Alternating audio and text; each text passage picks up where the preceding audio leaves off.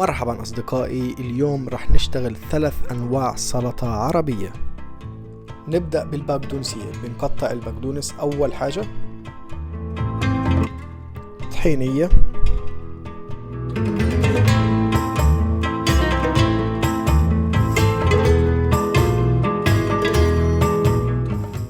ليمون،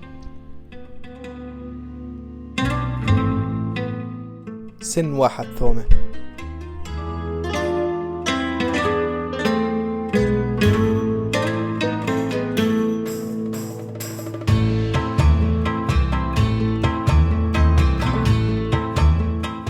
مخيط أو أيران. بنخلطهم وهيك البقدونسية بتكون معنا جاهزة.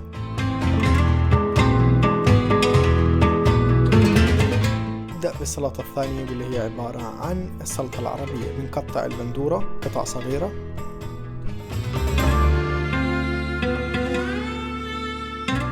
أما الخيار بحب أقطعه بشكل طولي بيعطي منظر حلو للسلطة.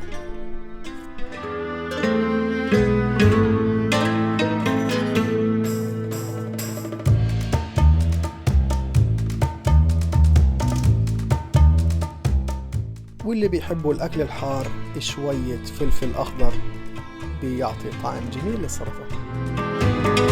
والسلطة العربية أكيد بدها شوية بقدونس، قطعوا قطع صغيرة ضيفوا للسلطة. ما تنسى تحط شوية ليمون على الخليط. بنحط لنا شوية ملح حسب الحاجة، وبنحط شوية زيت زيتون، بعدين بنخلطها وهيك بتكون سلطتنا الثانية جاهزة.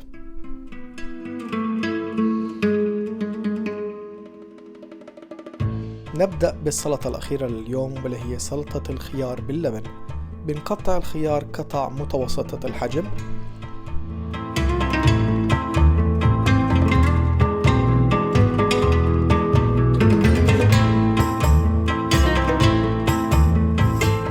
بنضيف معلقتين أو 3 من اللبن حسب الحاجة. نضيف شوية شطة أو بابريكا، فلفل أسود، وكمان شوية ليمون.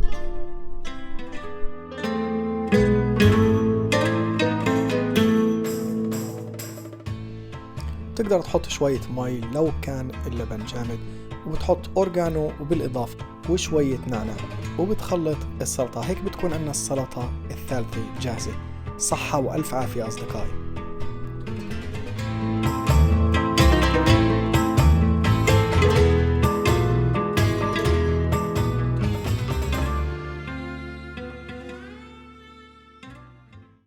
ما تنسى تعمل لايك وشير وسبسكرايب. راح نجيكم فيديوهات طبخ بتجنن، مش بس طبخ ومغامرات من وسط مدينة لندن ومن بريطانيا وأوروبا أيضا. شكرا.